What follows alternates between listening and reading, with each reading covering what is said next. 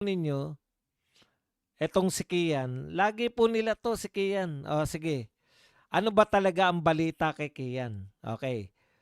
Ang balita po kay Kian, ngayon, eto po yung latest, no, kay Kian.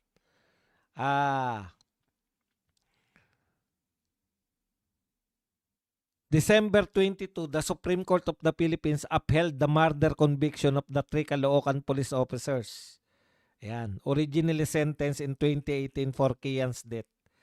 So si Kian po, nilitis po yung kaso niya at natuklasan po o nagsampa po ng mga kasong kriminal sa mga pulis na nakapatay kay Kian.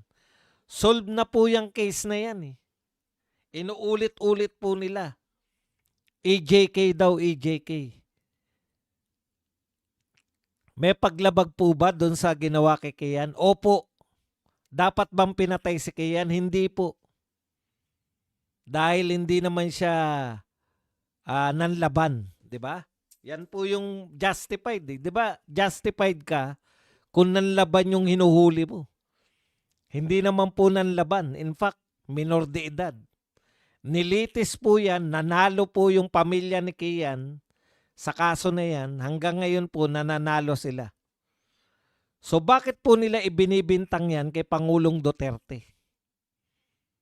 Di po ba? Samantalang tagumpay po ng hustisya yan. Ngayon sasabihin nyo, walang katarungan yung mga iba, hindi kayo nagsampa ng kaso eh. Dinala nyo kagad sa ICC. Paano pag napawalang sala si Tatay Digong? Sino pa sisisihin nyo?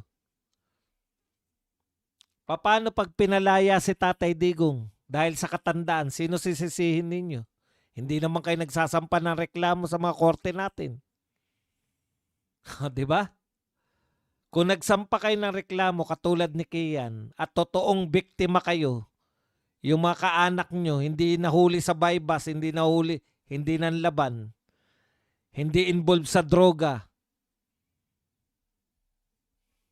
Yun yung problema eh. Ay, kalalabas lang ng anak ni Jaworski. Oh. Nangangaral na ngayon. Ano sabi ng anak ni Jaworski? Alam na nila yan eh. Na delikado yung buhay nila sa pinasok nila. Dahil dati rin palang gumagamit o addict din yung anak ni Jaworski, hindi si Dudut ha. Mas bata yata kay Dudut. Ngayon, nangangaral na po. Father Flavi, dapat ganyan yung ginagawa mo. Pinaiiwasan mo sa mga kabataan yung droga. Hindi yung mga tao na dahilan para hindi magkadroga sa Pilipinas, sinisiraan mo. Yun no, gayahin mo yung anak ni Jaworski. Dati siya nalulung sa bisyo.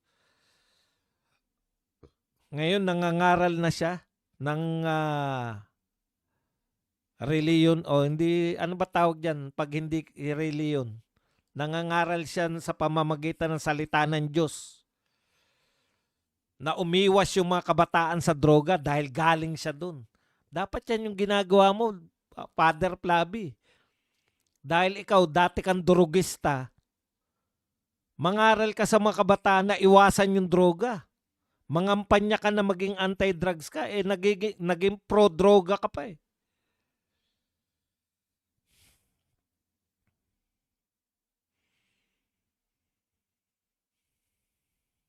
Buti pa yung anak ni Jaworski, hindi nangangaral na ngayon sa mga kabataan para makaiwas sa droga. Ano sabi niya? Tinama niya si Luchi Cruz. Yung napag-usapan yung mga biktima ng EJK. Sabi ni Luchi Cruz, biktima raw. Biktima raw yung mga, sabi ni hindi sila biktima. Alam nila yung pinasok nila. Alam nila na nanganganib ang buhay nila sa pagpasok nila sa droga.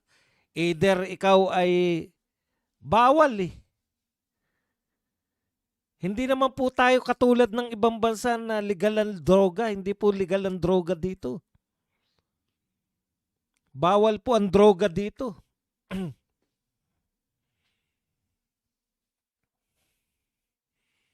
Hindi, ang logic nila, biktima eh. Buti pa yung anak ni Jaworski. Ano sabi? Hindi biktima yan. Tinama si Lucy Cruz. Yung media kasi natin, laging biktima yung mga yan. Hindi ba nila alam na illegal ang droga? Kung alam po nila na illegal, o di, illegal yung ginagawa nila. Paano sila naging biktima? Ang tunay na biktima po, itong 5 taong gulang na nangaroling. Gusto lang po kumita ng barya.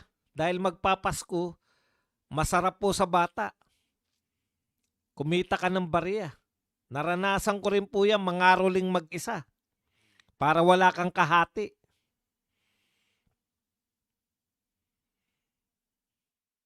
Naalala ko lang, soloista na pala ako nung bata pa, no?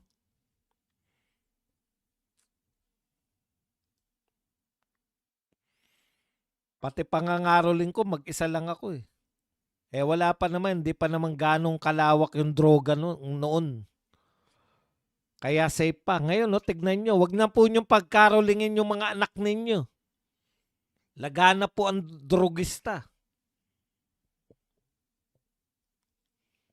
Sila po ang tunay na biktima. Yung nabiktima na pagtripan, dumadaan lang at magandang lalaki, sinapak, pinalo, nangisay na. Yun ang mga tunay na biktima, hindi kayo. Okay. Eto, balik natin si Kian. Total, uso na naman si Kian. Laging uso si Kian eh. Nakatamo po, nagkaroon po ng katarungan si Kian. Napakulong po, hanggang ngayon nakakulong yung mga tao na naging dahilan ng kamatayan ni Kian. Ano po ba ginawa ni Duterte no nabalitaan niya naman? Ito po in fairness po kay Tatay Digong.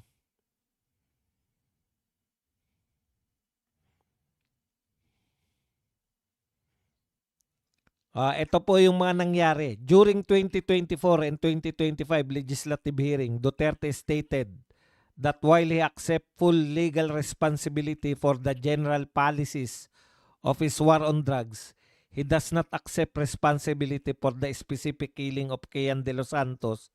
He argued that guilt is personal and should not be passed to him for the specific crimes of his subordinates. Correct. 'Di ba? Guilt is personal. Ngayon, naghugas kamay lang ba si Tatay Digong? Hindi po. Noong 2017, shortly after the 2017 incident, pagkatapos po nung insidente nung namatay si Kian, ano po ginawa ni Tatay Digong?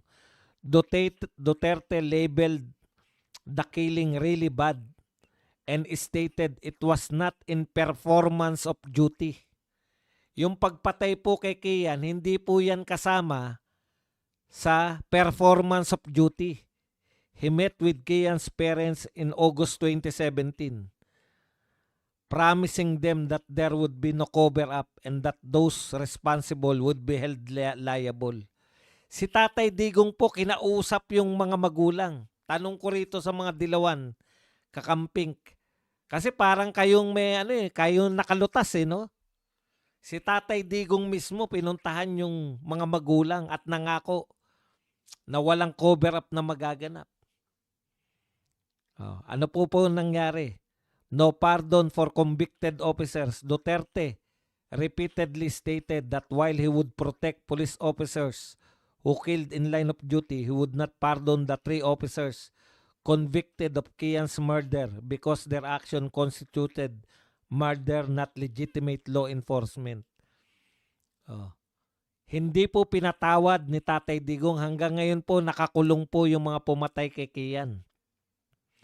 Dahil yan po ay murder at hindi po legitimate na law enforcement yung kanilang ginawa.